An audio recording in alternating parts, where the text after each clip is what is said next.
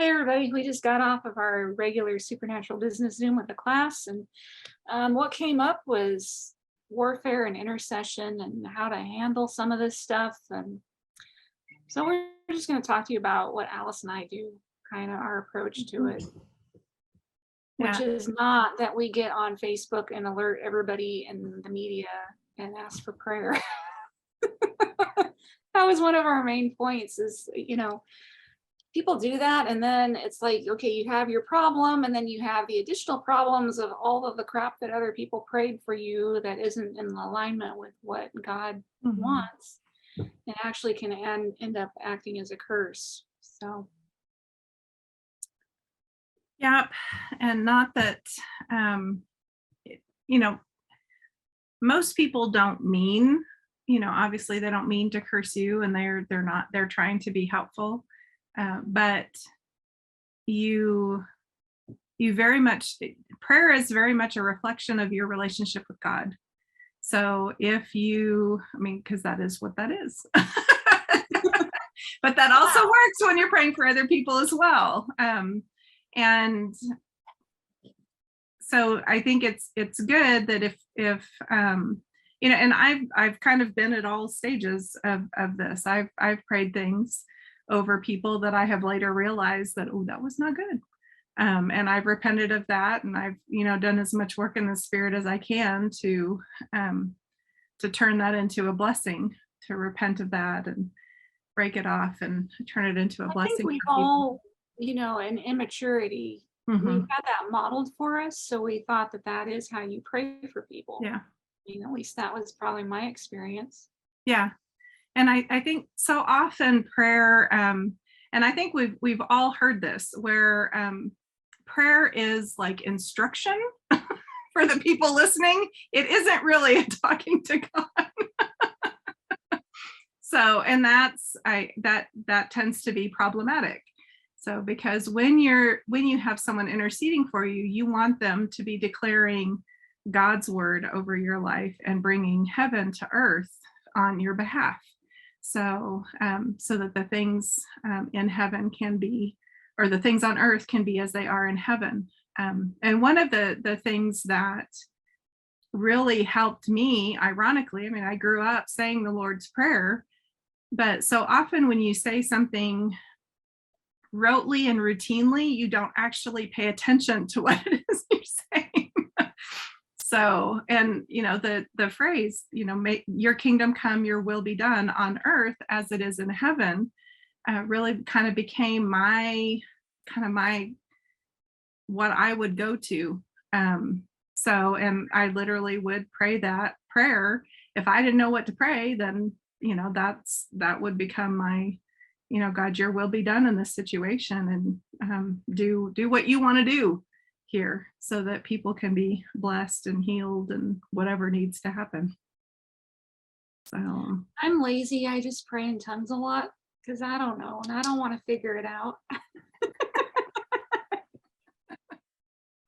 But I don't really consider myself an intercessor either, other than, we're all intercessors if you're Christians. You're gonna pray for other people. But as far as having that gift and calling, no, not so much. Yeah. But Alice and I both have intercessors. I have one, she has multiple. Yeah. I probably have some unofficial ones that I don't really know about. My mom's a big one. Yeah. My mom's a big one for me too. Yeah. So, and really it's kind of been fun to watch her journey as an intercessor, to grow and develop, just as her relationship with God has grown and developed. So, it's easier to see that kind of stuff in other people than it is ourselves. Well, and even as an intercessor, you have, certain spheres of where you're called to. My mom is very much on the political scene and not so much on the personal scene. Yeah. And my mom's, very family oriented. So, and all of us weekly get a text, how can I pray for you this week? And she means it. So, but one of the things when I first started my business, I because I was new to the area, I wasn't part of a church or under kind of the auspices of a church and doing inner healing work. I have a group of people that I've known for years and for years before that, and I trust them. So I just reached out to people and said, hey, would you be willing to be, an intercessor for me and with my work? And so we just have a Facebook group. And and at the call earlier, I was like, I haven't really been communicating with them as much as I probably should be. So, but I used to every Monday morning, that was part of my habit, was I just let them know, hey, I'm doing this, this, and this, or this is what I'm struggling with, or whatever. And so I kind of gave them specific prayer points, but not especially like if I was working with clients, I didn't tell them who. I just gave them, like, I have a new client or a returning client at this time on this day. So is all I would say, and they would pray. And so there have been a couple of times when they're like, no, you don't. You need to run away. So I did. And that's also very helpful. And I don't, to this day, I don't know why. So, but they had a gut feeling, and it wasn't just one of them, several of them were like, yeah, no, we think that that's right. So it's like, okay, well, don't ask people for their opinion if you're not going to listen to it when you get it. Exactly. You definitely have to be having the right people on there that you can listen to in that respect, and feel okay. Yeah. So because if they're gonna take their time and energy for you, and you're not gonna listen, then that's dishonoring. Yeah. Yep. So, and I also have the paid intercessor that we talked about on the video last time. So she's a more recent addition to my prayer milieu. Yeah, and she's my main source, and I don't, I never say what's going on. I just let whatever it is that she sees come up, if it's gonna come up. Yeah, and that's the same. I don't tell her anything. So yeah, she actually prefers that. So yeah. And I do too, because then if she's seeing it, then that's not something she just came up with. Yeah. Yeah. Yeah. And I think that's, some of the things, just like we kind of talked about, that there is a realm of prophecy to intercession. So, prophetic intercession is really what she does. So it's kind of the same rules apply for how you're going to weigh that. If you want to know the person, you want to know where they are, and the kind of, not that they have to know what they're doing, but they have to be confident in their relationship with God, that they can just say what he's saying and not kind of try and, and as someone who's done this before, I've had to kind of stop myself and like second guessing and trying to like backpedal and just say it and, let God deal with it if it's from him. And so, because if you try and, get into the mix. So, it's important, just like Seneca said before, to find mature people who can pray for you and pray over you, because they're not as, with maturity comes confidence. Confidence, not only that you're hearing from God, but confidence in yourself, that you don't have to, it doesn't have to make sense to you in order for you to say it or pray it or whatever. You can just, follow where God's leading you. So some of that, from the perspective of the prophetic person, if it's landing on a mature person who can weigh that and either check it out or run with it or whatever they're going to do, rather than being a good recipient is helpful. Yeah. I mean, you can definitely make your person more at ease with what they, Yeah. I feel like Tammy feels like she can go some places with me because Mhm. Although she did freak out a lot when I told her I got on a plane out of what she said.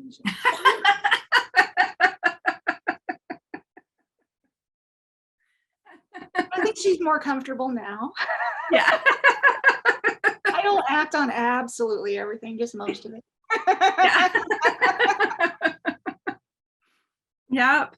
So, well, and I think it's information and it's data. Yeah. So, and it helps to shape decisions.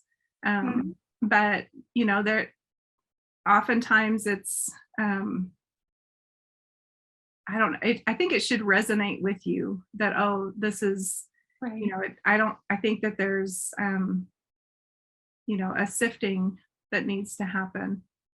Um, so that you still do your due diligence as far as, okay, if I'm making a big decision, then have I, looked at all the factors and that kind of thing. So Again, the video from last week, if you didn't catch that one. yeah, yep, we talked about a lot of that there. The risk management parts, yes. Yeah, yeah. So the other thing for especially, and this isn't something that I think I think it's probably more episodic, not necessarily something that has to happen all the time, but like if you're going to be doing something that is likely to be painting a target on your back in the spirit realm that's going to open you up to a lot of potential warfare, then not only in not I think it's wise to not only get intercessors to pray for you, but also to have intercessors to pray for your intercessors. So that way, and that can be like the same group, but have them not just pray for you, but also pray for each other. So, Mhm. and you don't need huge numbers of people. Like we're not, Right. um, I'd take the two right people over a whole prayer chain. yeah, yeah, absolutely. So, but that's, I think, one of the things that oftentimes, and we were talking about this in the class earlier, intercessors, I think, because they can hear from God, oftentimes people forget that that can come at a cost. So, and they can also experience their own warfare and their own difficulties and things. So, that's kind of the care and feeding of intercessors, is to make sure they're they're also paying attention to their own health and well-being and praying for each other. So because we're all here, we're all human, and we're all on a damaged planet currently.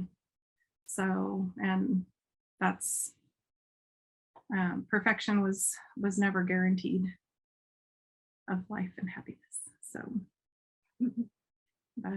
but we can also not walk willingly and willy-nilly into the line of fire.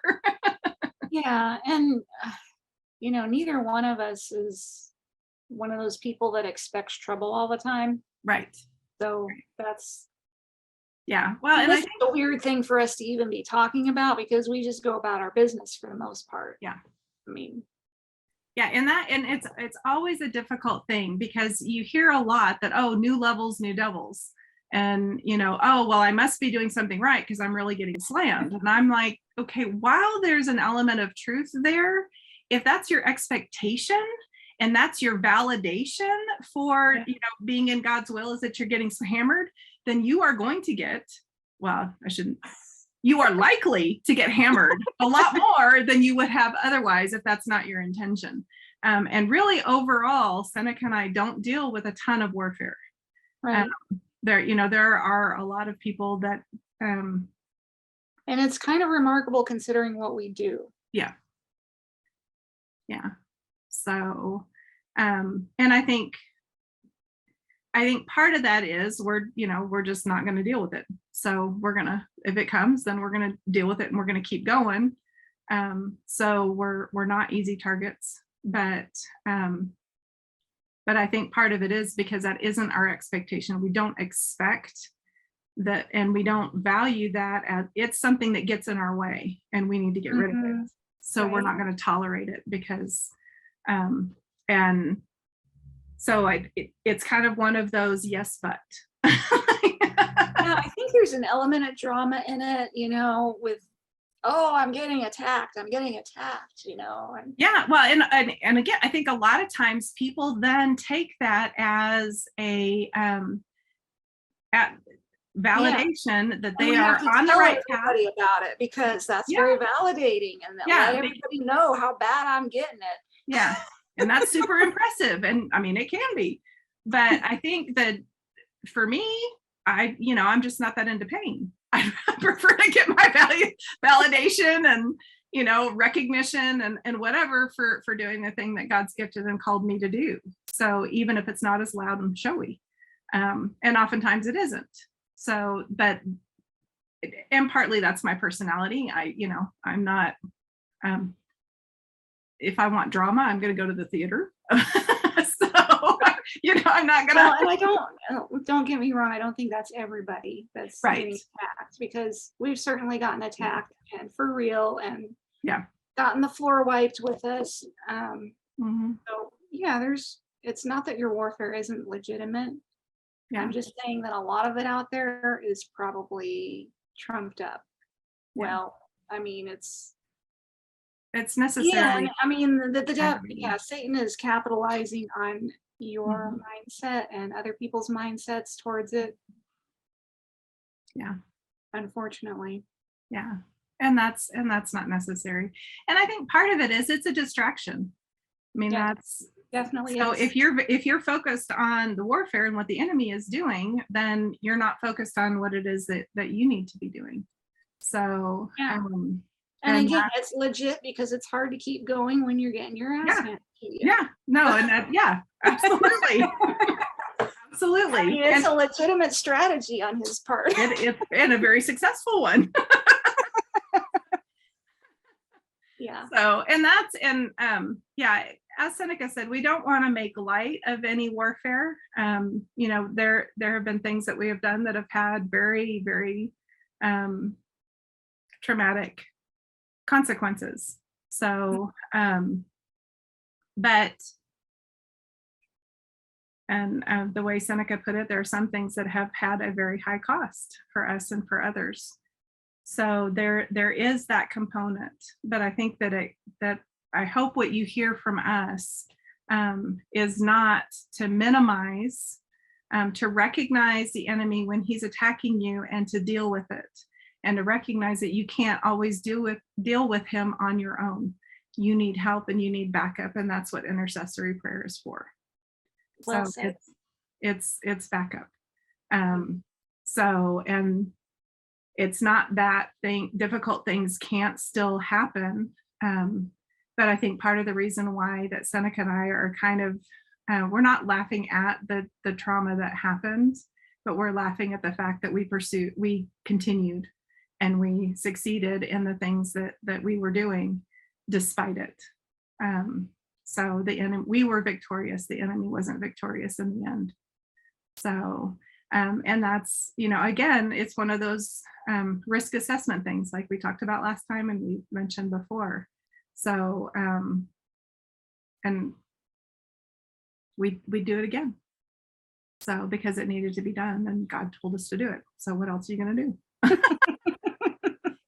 Go down, I'm going down, doing the thing that God called me to do. Yes. So, but, and I do mean that literally. So there are things where I could have lost my life and I haven't. So we are lightheartedly deadly serious.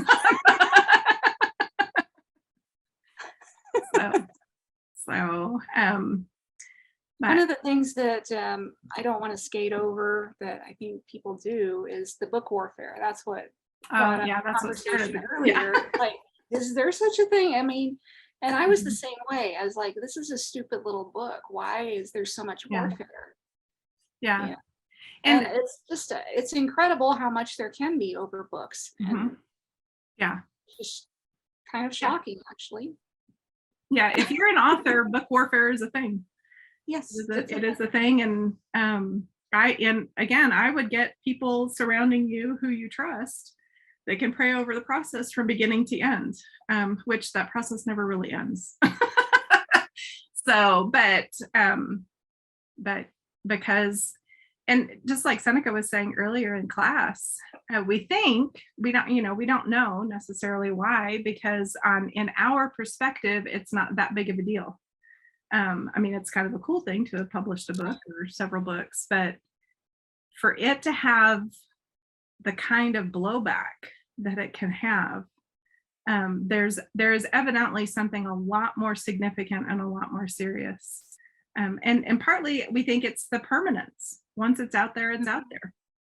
So, which is a little weird to think about, that there are, books that are sitting on my shelf that people might read, assuming the earth hasn't died, but in a couple hundred years after I'm dead. I mean, there are books I read that the authors have been, dead and gone long since.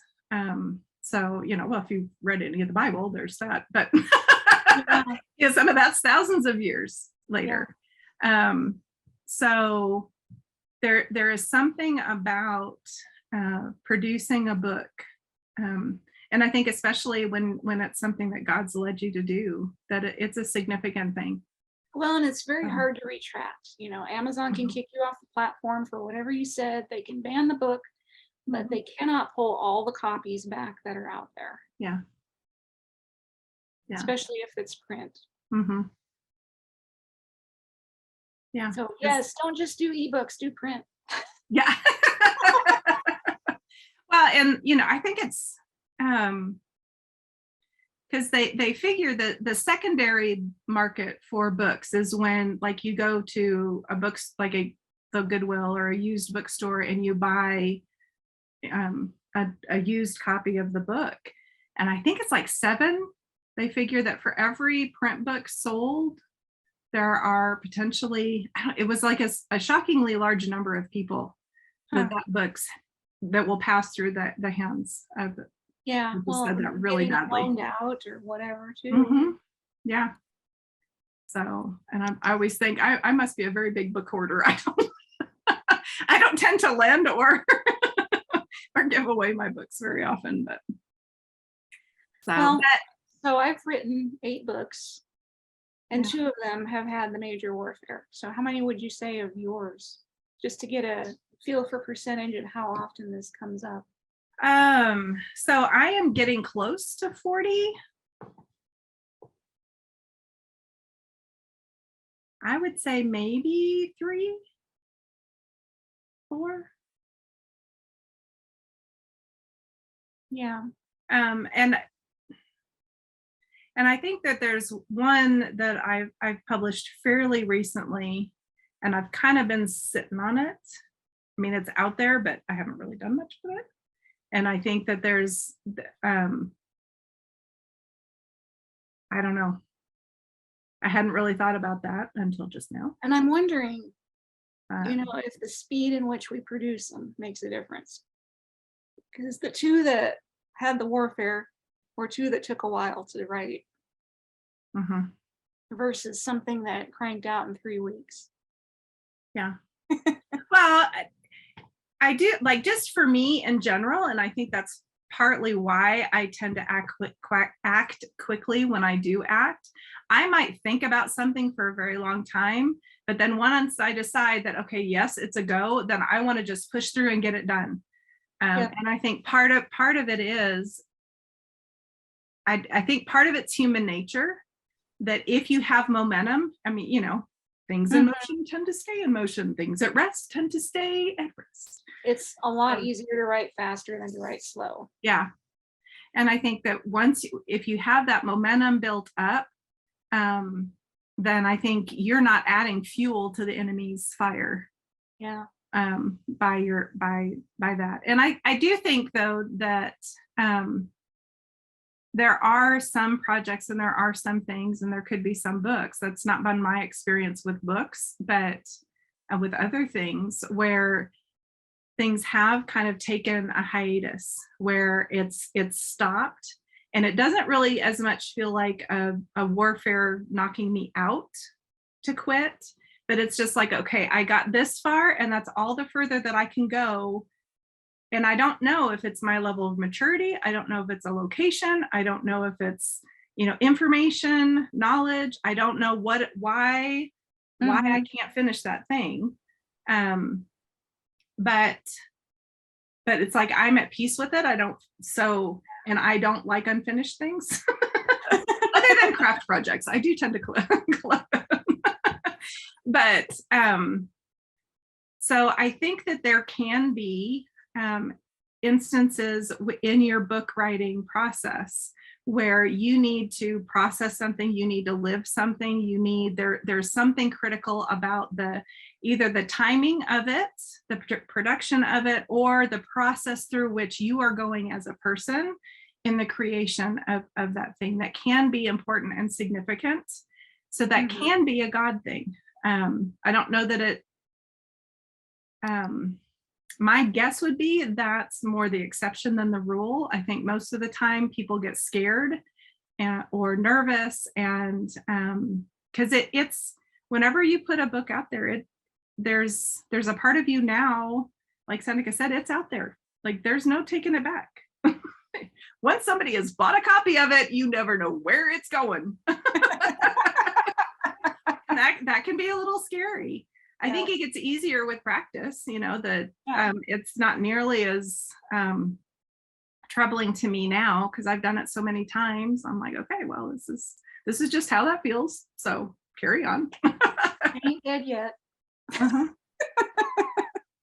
Yeah. So, but I work with a lot of new authors, and I notice with a lot of them, they start kind of hitting, they'll start doing a lot of self-sabotage and trying to kind of, we're getting close. So, and whether that's the design of the cover, they start nitpicking stuff that doesn't matter, or the same thing with the, proofreading and making sure like every single thing is exactly right.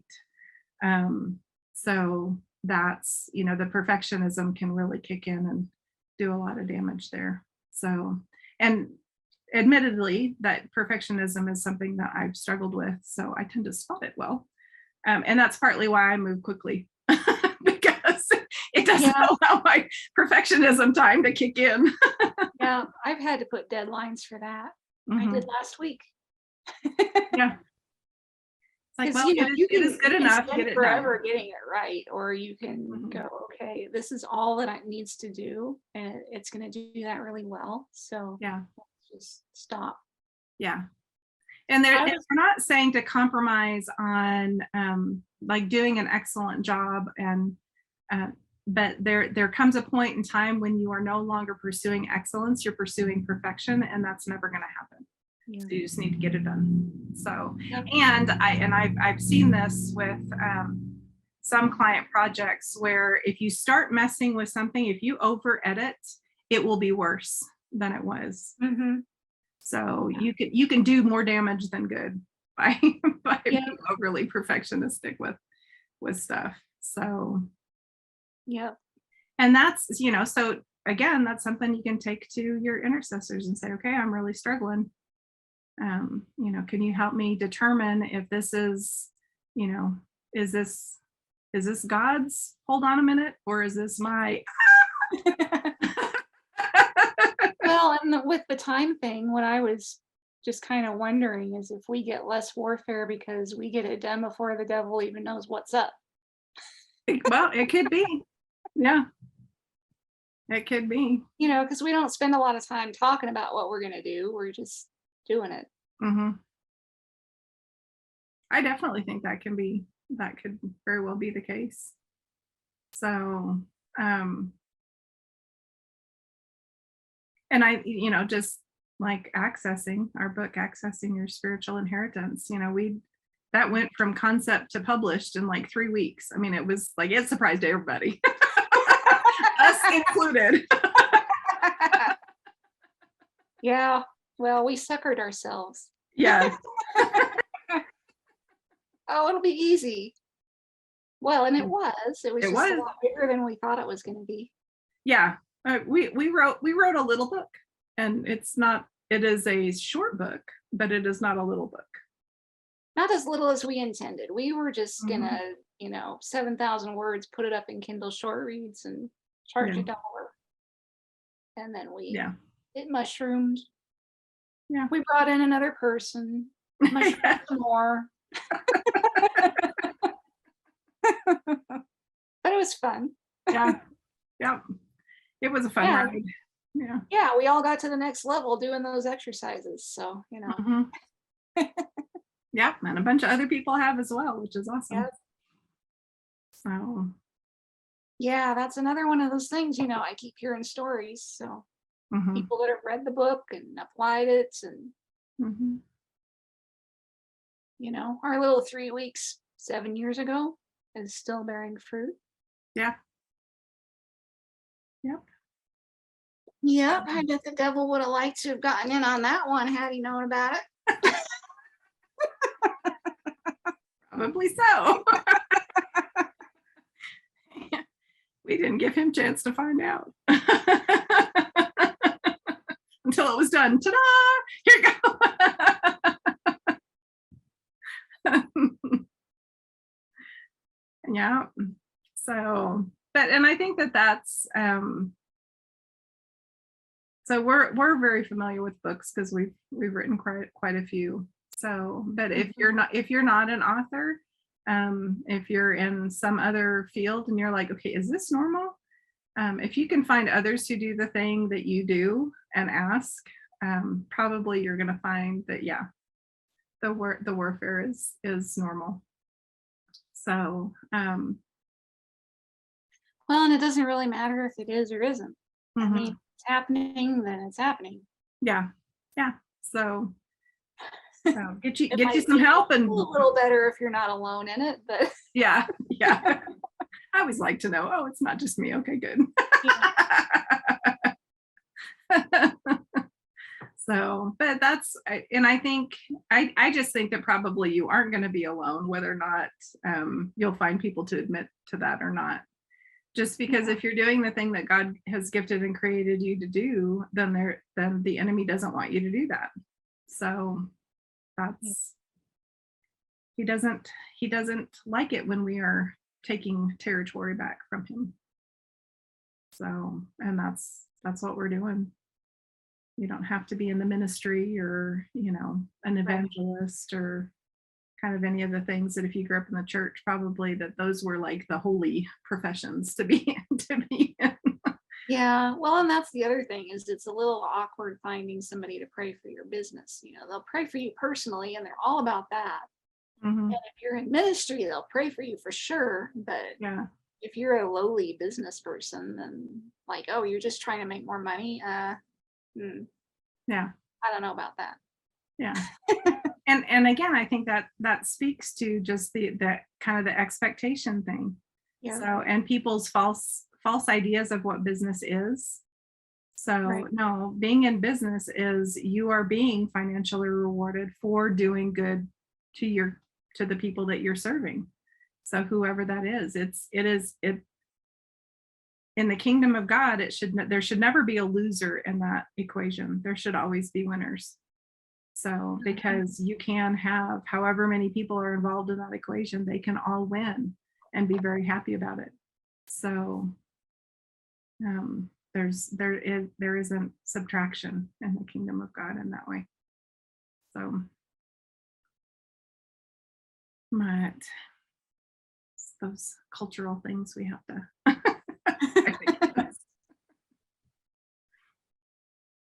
So, Well, that's all I got to say on it. yep. So we'll talk to y'all next time.